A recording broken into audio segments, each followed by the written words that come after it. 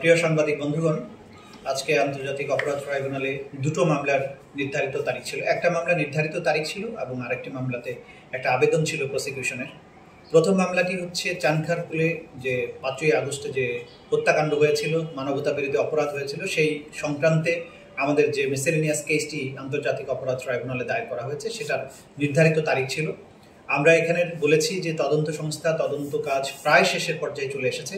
তারপরেও সবকিছু যাচাই বাছাই করে চূড়ান্তভাবে চার্জশিট দাখিলের জন্য 2 মাস সময় চেয়েছেন। আদালত 2 মাসের সময় মঞ্জুর করে 22শে এপ্রিল পর্যন্ত সময় বর্ধিত করেছেন তদন্ত দেওয়ার জন্য। কিন্তু আমরা আশা করছি তার অনেক আগেই তদন্ত রিপোর্ট আমরা দাখিল করতে সক্ষম হব। এই মামলাতে দুজন পুলিশ অফিসার, একজন হচ্ছে আরশাদ হোসেন, সে হচ্ছে একজন ইন্সপেক্টর, আরেকজনের নাম হচ্ছে ইমাজ হোসেন ইমন, যে কনস্টেবল, যারা সরাসরি গুলি করে ছাত্র জনতাকে হত্যা করেছে বলে আমরা দেখতে পেয়েছি। এবং বিশেষ করে আরশাদ হোসেন অসম্ভব অ্যাগ্রেসিভ একজন অফিসার ছিল। এইখানে আন্দোলনে অংশগ্রহণকারী ছাত্র জনতার মুখ চেপে ধরার একটা ছবি আপনাদের কল্যাণে গোটা দুনিয়া দেখতে পেয়েছিল, ভাইরাল হয়েছিল। সেই আরশাদ হোসেনকে কে তার পেছনে তাকে এই ধরনের অপরাধ করতে উদ্বুদ্ধ করেছে, নির্দেশ দিয়েছে, সেই সব ব্যাপারে জিজ্ঞাসাবাদের জন্য এই দুজনকে আমরা ইন্টারোগেশনের অনুমতি চেয়েছি। আদালত 1 দিন করে তাদেরকে জিজ্ঞাসাবাদ করার জন্য অনুমতি প্রদান করেছে। দ্বিতীয় যে মামলাটি ছিল সেটি হচ্ছে রামপুরাতে 4তলার কার্নিশে ঝুলে থাকা যে একজন যুবক আমির হোসেন, যাকে ঝুলে থাকা অবস্থায় পুলিশ একজন 6 রাউন্ড, আরেকজন আরও 6 রাউন্ড, মোট 12 রাউন্ড গুলি করে তাকে হত্যার চেষ্টা করে।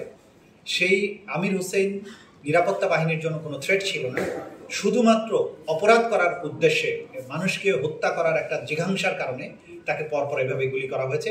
সেই মামলায় গ্রেপ্তারকৃত যে চঞ্চল চন্দ্র সরকার নামে একজন পুলিশের এসআই, তাকে আমরা জিজ্ঞাসাবাদের জন্য 1 দিনের জন্য অনুমতি চেয়েছি। আদালত সেটা মঞ্জুর করেছেন এবং তাকে আমরা 1 দিনের জন্য আন্তর্জাতিক অপরাধ ট্রাইব্যুনালের তদন্ত সংস্থা তাকে জিজ্ঞাসাবাদ করবে এবং জিজ্ঞাসাবাদের পরে সেই প্রাপ্ত তথ্য প্রমাণাদি যাচাই বাছাই করে সেখানেও এই মামলাটিতে দ্রুতই তদন্ত রিপোর্ট দেওয়া হবে বলে আমরা বিশ্বাস করি।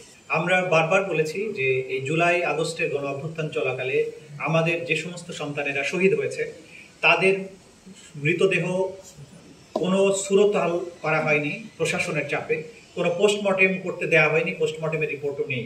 ইভেন যারা গুলিবিদ্ধ অবস্থায় হসপিটালে নেওয়া হয়েছে এবং তার মধ্যেই তারা শাহাদাত বরণ করেছেন, তাদের ব্যাপারে বলা হয়েছে যে তাদের ডেথ সার্টিফিকেটে যে গুলিতে মারা গেছে এই কথাটাও লিখতে তারা অনেক সময় লিখেনি এবং তারা বাধ্য করেছে যাতে অন্য কোনো কারণ লেখা হয়।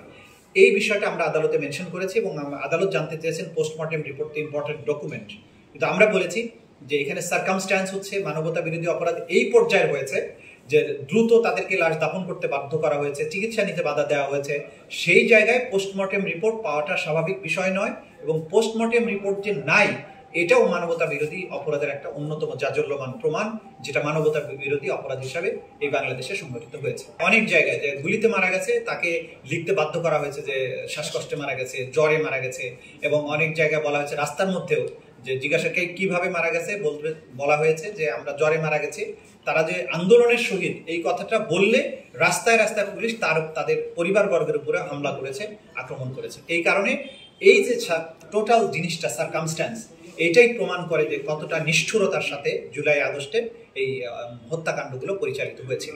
পঙ্গু হসপিটাল অর্থাৎ নিটোর বলে, সেই জায়গায় আমরা যখন পরিদর্শনে গিয়েছিলাম তখন সেখানে ভর্তি যে সমস্ত রোগীরা আহতরা ছিলেন তারা আমাদেরকে জানিয়েছেন শেখ হাসিনা প্রথম দিকেই পালিয়ে যাওয়ার আগে একবার হসপিটাল ভিজিটে গিয়েছিলেন এবং সেখানে গিয়ে বলেছেন নো ট্রিটমেন্ট নো রিলিজ, অর্থাৎ কোনো চিকিৎসা দেবেন না এবং কাউকে এখান থেকে রিলিজ করবেন না যাতে বাইরে যেতে না পারে।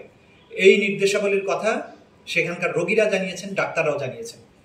সেই তথ্য প্রমাণাদি আমাদের কাছে আছে, যেটা আজকে আদালত জিজ্ঞাসা করেছিলেন সেগুলো আমি জানিয়েছি আদালত।